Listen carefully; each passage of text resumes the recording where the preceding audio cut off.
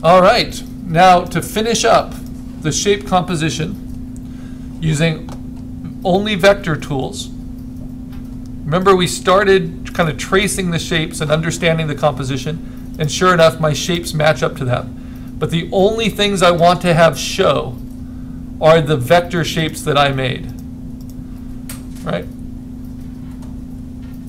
I don't want to have the background even turned on when I finalize this. So I'm sure I'm only seeing the shapes that I cut out. I'm going to show you one last thing, because I did this as a fill layer, but I don't need to do it that way. I could, of course, also do it as a shape layer. Just to make everything a clean vector, I'll do that. And so now I have this big rectangle that is also that blue. But what if this was a more complicated background, like a Sears Portrait Studio background? I could just use a layer style, and this could be very effective to highlight some of your shape work. And I can add a gradient to it.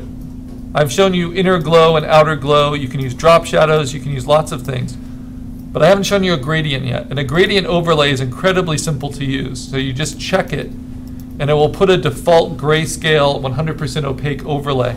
And then you can just take the opacity down, and it will blend that into the color you have. And you can play with the angle of it, which can be very effective. You know, so the Sears Portrait Studio would keep it more at like an angle like this, where it's darker on one side, lighter on the other. And you'll notice in most of your reference, there is a subtle shift in the background lighting. It's not going to be as flat as what my reference is. And you know what? I'm my own artist. Even though James Jean has it just flat and filled there, I might like it better like this, and I'll say, okay, I want to match that. The only problem is then in my little punched hole, then it doesn't quite match. So then I need to select that shape and then change its color to match. But that's easy enough.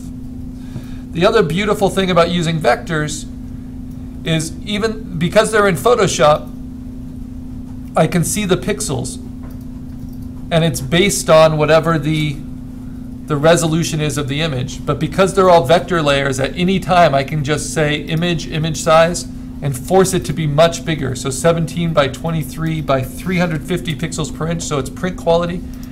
And watch what it does to my vector shapes and my gradations and everything.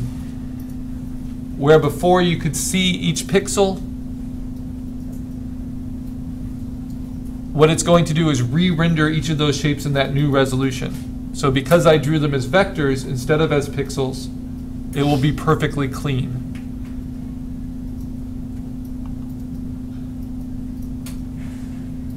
And that's why it's worth dealing with all the indirect hassle of using vectors. So you see now they're so much cleaner. And I can still zoom in and see pixels if I zoom in enough, because for a raster image there's always pixels there. It's just how high a resolution do you want? And I can make this any resolution. Ooh, trippy. Okay, so now how do we finish off? Well, first we save it as the Photoshop file, right? We always need to keep our Photoshop file, and this is finished now. And then we say File, Save As. Make sure you have your background layers turned off.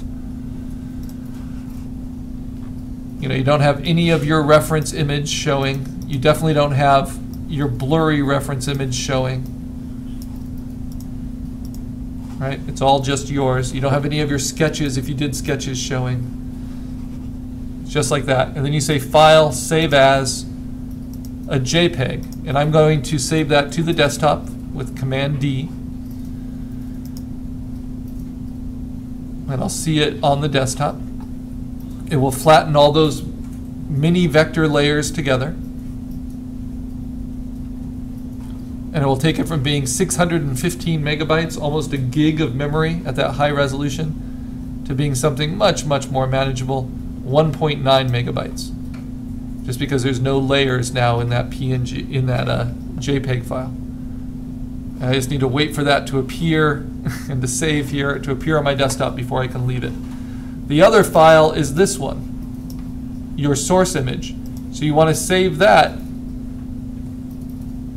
through Preview if you're not sure where to grab it from. And you do that by exporting. Preview has slightly different language in these new versions. So I'm going to export that, and I'm going to call it Carl Shape Reference. And to make it easy to upload, I'm going to navigate that to the desktop as well. And it's a JPEG. And the reference from online didn't have an image tag on it, didn't have a file tag, so I added it, but I wouldn't need to. And it's not a good idea if you're not sure what type of image it is to add it. But since I know for sure what it is, I can. That helps the computer to read it. So I have that there. I have that there. I can now close Photoshop.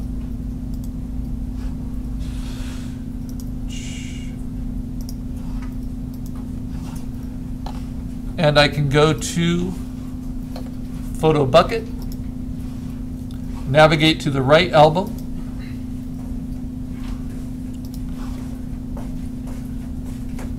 and the only way that this is different from uploading our last exercise, our cartoon jumble, is that we are going to name them a little differently. So I'm in the right album, I'm going to click to upload, I'm going to find those two, my shape reference and my final picture. Select them both, upload them, but I want them to show up in sequence. So this is how that happens. I need to name them with my name and then a number in the sequence I want them to appear. 2 of 2 uploaded, so where are they? And we're going to view them according to title. So you have to title them. So you click on it, and I'm going to call this one Carl 2, because these are actually my vector shapes. I want that to show up second. And I'm going to call this one Carl 1. And I'm not going to get creative with my titles, right? I'm not going to call it Carl Shape Composition Reference, because then it won't show up in the right order, right? They have to show up alphabetically in numeric sequence. So Carl 1, Carl 2, that's all you need to do. Use your first name and then numerals. And then when we go to the album and we sort it by title, they should all show up in order. Your reference, your shapes, your reference, your shapes, reference shapes, reference shapes, reference shapes. Very good. Now if there's something that you've uploaded that you don't want there anymore, this is what I ask that you do. I ask that you retitle it in capitals, please, because it's good to be polite, delete. Right? And that's for me, because I don't want you to have the responsibility of deleting anything from these albums, because Photobucket can sometimes have a lag and be glitchy, and I don't want you to accidentally delete someone else's work. So I'll accept all responsibility for deleting things if you label them that way. But I'll never fault you for having too much submitted, right, with your name. So don't worry if you have to upload multiple times. But I'll be the only one that deletes, because there's no way to get it back into Photobucket after you've deleted it. All right, so this is looking great. Last thing, I just want to make sure I organize all of my materials, right? So I open up my documents. This was our last exercise.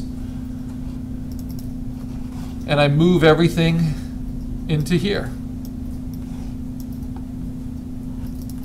And if I want to arrange it, I usually arrange by name, keep things alphabetical. This was my final PSD, so I'll mark that green. This was the final JPEG I uploaded, so I'll mark that, let's do yellow. This is my reference, maybe I'll mark that purple. I can get rid of this one. All right.